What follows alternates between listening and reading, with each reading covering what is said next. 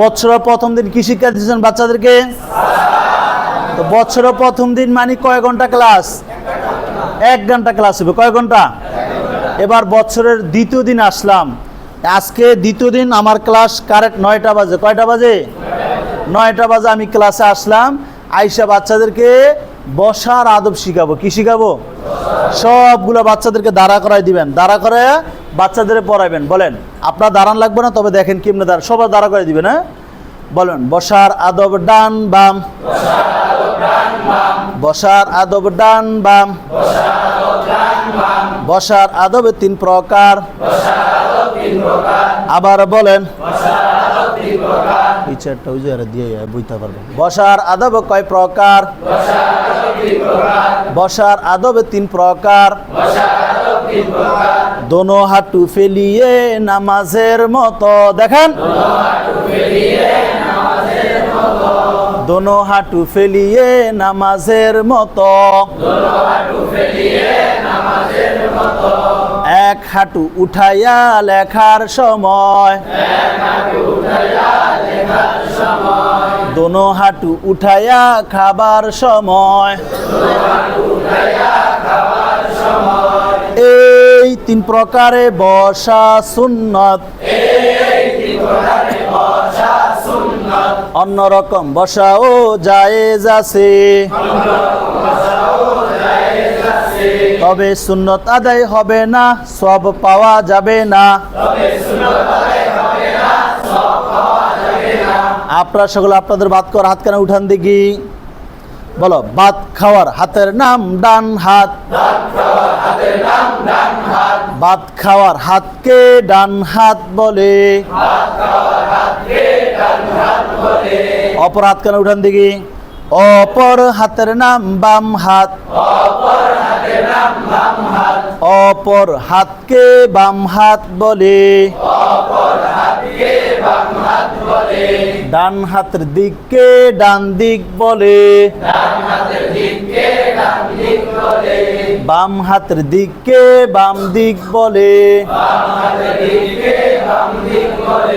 মাথার দিককে উপর দিক বলে, পায়ের দিককে নিচের দিক বলে, মুখের দিককে সামনের দিক বলে,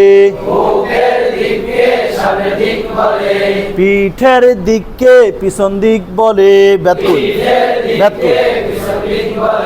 ডানের ফজিলত বেশি বামের তুলনায়। এখন বাচ্চাদের প্রশ্ন করবেন, আমরা ভাত খাই কোন হাত দিয়ে? আমরা কোরআন শরীফ স্পর্শ করি কোন হাত দিয়ে? আমরা দান সদকা করি কোন হাত দিয়ে? আমরা ময়লা পরিষ্কার করি কোন হাত দিয়ে? আমরা নাক পরিষ্কার করি কোন হাত দিয়ে? এই জন্য ডানের তুলনায় বামের ফজিলত। আমরা রাস্তা দিয়ে হাঁটলে ডান দিক দিয়ে হাঁটবো না বাম দিক দিয়ে হাঁটবো? বাম দিক দিয়ে না ডান দিক দিয়া? আর মসজিদে প্রবেশ করলে ডান পা আগে দিব না বাম পা আগে দিব? ডান পা। কোন পা? আর যদি বাথরুমে প্রবেশ করি বাম পা। কোন পা দিব? এটা দূরে আরেকটু দিকে নিয়ে আসেন। এখন দেখেন, এটা একটু দূরে দিকে নিয়ে আসেন, তাহলে দেখা যাবে। আপনারা কি ডান বাম উপর নিচ চিনতে পারছেন? আমি যদি পরীক্ষা নেই আপনারা পাস করিতে পারিবেন? দেখেন বোর্ডে তাকান, তাকাইছেন? আমি যদি বোর্ডের উপরে হাত রাখি আমি বলবো উপরে না নিচে, আপনারা বলবেন উপর। নিচের দিকে রাখলে বলবেন নিচে না উপরে, বললে নিচ বলবেন। পারবেন? বলো, উপরে না নিচে, নিচে না উপরে, উপরে না নিচে, নিচে না উপরে, ডানে না বামে, ডানে না বামে, বামে না ডানে, উপরে না নিচে, নিচে না উপরে। এভাবে কয়েকবার পড়াইবেন। এরপর বলবেন আমি শুধু হাত রাখবো, তোমরা বলবা। হ্যাঁ, বলো।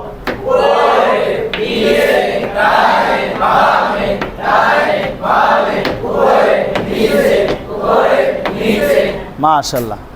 আপনারা আপনাদের সিলেটটা দেখান সকলে, দেখি। একটা সিলেট দাও।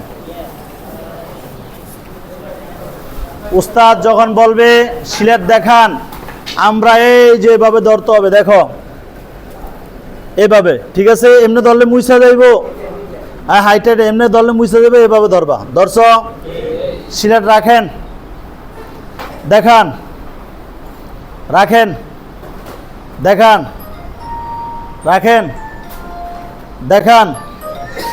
উস্তাদ যখন বলবো লেখেন, লেখার তরিকা দেখান। এই যে আমরা এভাবে লিখবো, বুকে চাপ দেয়া। আপনার কাজ হচ্ছে হাইটে হাইটে যে বাচ্চারা ধরতে পারে না তারা ধরাই দেওয়া। হ্যাঁ রাখেন, সিলেট রাখেন, লেখার তরিকা দেখান, রাখেন, লেখার তরিকা দেখান।